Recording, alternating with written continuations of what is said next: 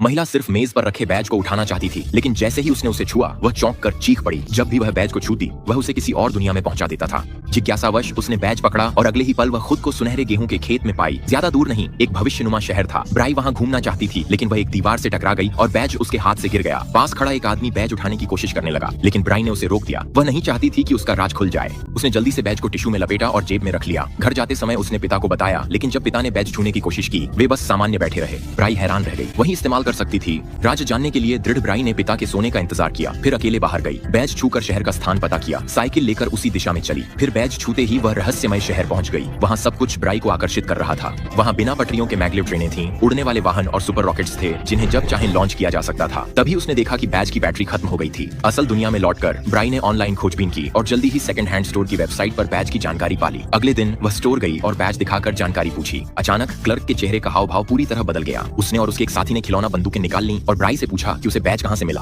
ब्राई को लगा कि यह मजाक है, लेकिन तभी छत अचानक फट गई और वह चौंक गई। ये समझते ही कि वे लोग सच में गंभीर हैं, ब्राई ने तुरंत अपने हाथ सरेंडर में ऊपर उठा दिए। उसी समय एक रहस्यमय धातु की गेंद कमरे में लुढ़कती हुई आ गई। क्लर्क्स कुछ कर पाते उससे पहले ही नीली रोशनी का घेरा उन्हें जकड़ चुका था। तभी एक फुर्तीली लड़की खिड़की से कूदी और ब्राई से जल्दी निकलने को कहा। अचानक ब्राई का दायां हाथ फंस गया तो लड़की ने घेरा बंद किया और धमाके से पहले किसी तरह ब्राई को निकाल ले गई। फिर दोनों ने एक कार हाईजैक की और तेजी से निकल गई।